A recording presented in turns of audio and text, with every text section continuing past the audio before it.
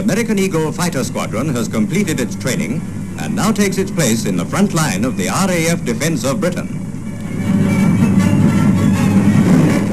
The majority of the pilots were civilian airmen in the States before the war, holding tickets as commercial and transport pilots, stunt flyers at air circuses, and crop dusters, the job of spraying farmland from the air.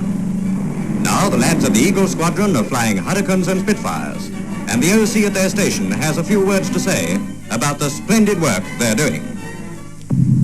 Since the formation of the Eagle Squadron, it has been carrying out extensive flying training as a unit, and therefore the pilots have not yet had an opportunity of meeting the enemy in combat. They certainly form a link between the peoples of America and Britain, and they are certainly doing their part in the immense effort which the American people are now putting up to help us win the war.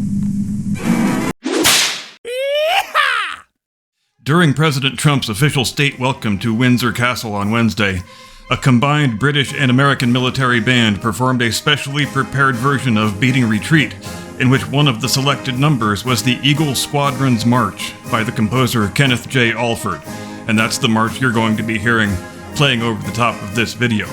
And if you're unfamiliar with the story of the RAF Eagle Squadrons, then I have got a treat for you today.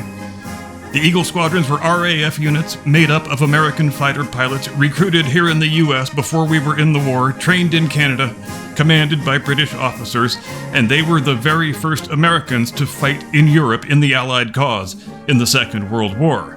And it's fitting that President Trump's state visit should coincide with the present date, because today, the 19th of September, is the 85th anniversary of the establishment of the first Eagle Squadron, of which there were a total of 3, and I am going to tell you their story today. It's Friday, I already mentioned the date. This is Curmudgeon's Corner.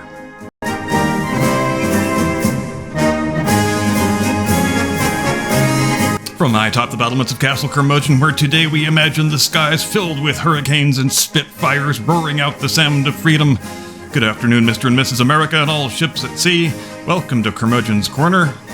Let's talk about The Great Escape. Have you seen The Great Escape? Well, of course you've seen it. You're not a damn barbarian. Now, there's a fairly common perception that although the movie is about an escape by British Empire personnel from a German prison camp at which only Royal Air Force personnel were being held, since the film was an American production and thus aimed at American audiences, they needed to invent some American characters so that they could cast some big American movie stars like Steve McQueen and James Garner. And that's a little bit true, but it's not all the way true. With the Steve McQueen and Judd Taylor characters who wear their American uniforms and their American rank insignia, that's a bit of dramatic license by the producers because there never were any US Army Air Forces personnel interned at Stalag Luft 3. The Germans were very particular about that kind of stuff. Royal Air Force officers have their own dedicated prison camps where they are guarded by German Air Force officers.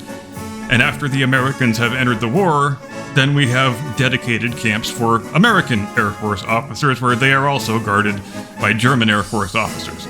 But it's the James Garner character where the film offers us a slice of historical realism. He is an American pilot wearing an RAF uniform, and in the opening sequence of the movie, this confuses Werner, one of the German guards. He says, "You're an American. Why are you flying for England?" And in the following sequence, where we first meet the Steve McQueen character, he asks the Judd Taylor character, "Are there any other Americans in the camp?" And the Judd Taylor character says, "Yeah, there's this guy Hendley. He's from the RAF Eagle Squadron." And of course he is referring to the James Garner character. It's a short line, it's said almost in passing, it's easy to miss, but it's a reference, and a historically accurate one, to the subject of today's video. Now you don't need me to tell you that the British were in a pretty dire situation in the late spring and early summer of 1940. The Germans had pushed them off the continent entirely, they had had to evacuate from Dunkirk, and now they were in the thick of what came to be known as the Battle of Britain, the Blitz to its friends.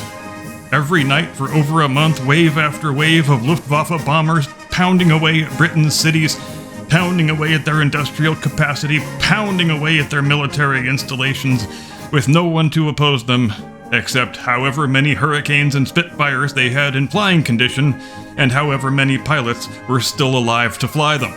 And the airframes weren't really the pressing issue. They were still able to manufacture enough planes to offset the losses they were taking, but they couldn't get new pilots trained up quickly enough to replace the pilots that were being killed each night.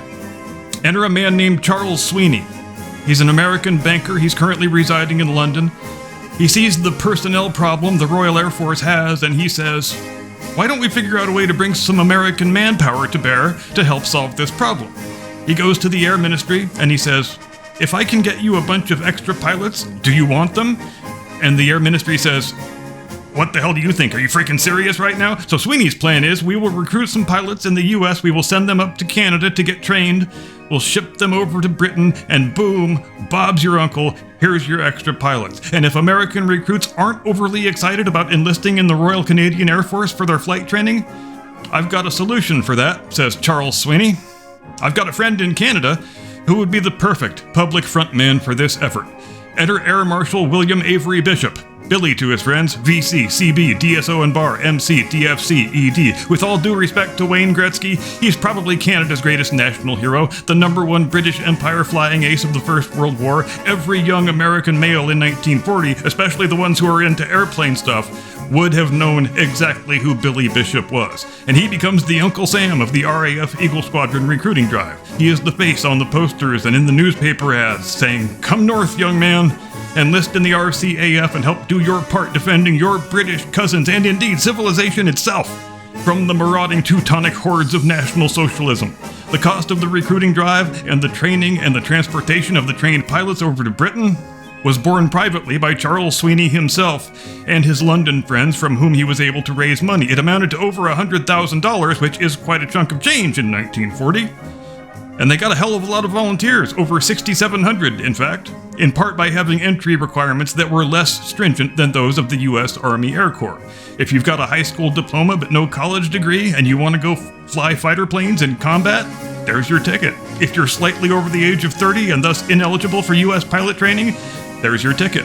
And there were some volunteers who met the eligibility requirements to be American Army pilots or naval aviators, but we were still neutral in those days. It's still a year and a half out from Pearl Harbor. Who knows when or if we are ever going to enter the hostilities. I want to be a combat fighter pilot, and I don't want the war to pass me by. Out of the over 6,000 original volunteers, only 244 wound up flying combat missions for the RAF, of whom 77 were killed in action, which, even for World War II fighter pilots, a 31.5% operational death rate is a shockingly high butcher's bill. They were organized into 3 squadrons, the first of which, 7-1 Squadron, was organized 85 years ago today, 19 September 1940, and which became operational for defensive duties on 5 February 1941. So they were the only one of the Eagle Squadrons that saw action right at the very tail end of the Battle of Britain. On 21 June 1941, pilot officer Nathaniel Morans becomes the first U.S. prisoner of war of the Second War when he is shot down over the English Channel and picked up by a German patrol boat after about 90 minutes of dog paddling. He is interned in Stalag Luft 3, and he is the inspiration for the James Garner character in The Great Escape. The first Eagle Squadron aerial victory comes on 21 July 1941 when pilot officer William Dunn, who later becomes the first American ace of the war, shoots down a Bf-109 during a fighter sweep over Lille in northern France. The second Eagle Squadron unit to be activated is 121 Squadron, formed at RAF Curtin-on-Lindsey in May 1941, initially flying Hawker Hurricanes on coastal convoy escort duty. In November of that year, they are upgraded to Spitfire Mark Vs, and they begin offensive operations over the Channel, including bomber escort missions and fighter sweeps. The third and final Eagle Squadron is 133 Squadron, formed at RAF Cultus Hall in July 1941, flying Hurricane Mark II-Bs. They too are upgraded to Spitfire Mark Vs, and a year later, in July of 1942, they begin offensive operations over the continent. On 31 July of that month, pilots of 133 Squadron shoot down and kill one of the top German aces of the war, Oberleutnant Rudolf Flantz, who had 52 confirmed aerial victories at the time of his death.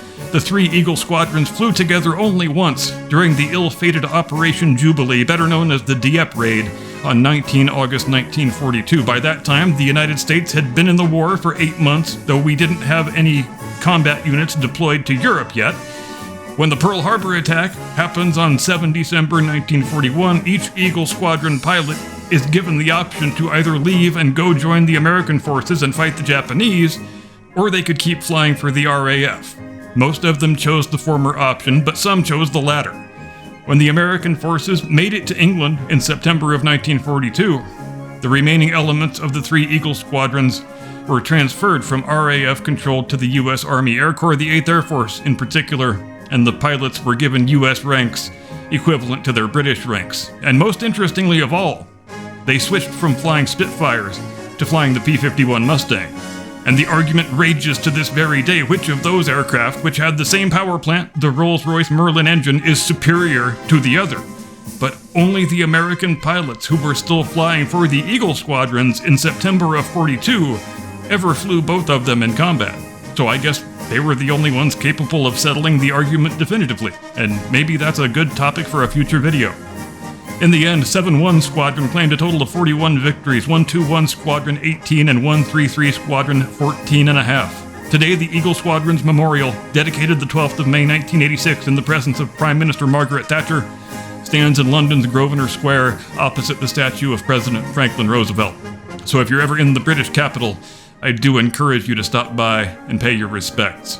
Godspeed to those who served and to those who fell. I'm done, that's all I've got. See you next time. Get off my lawn.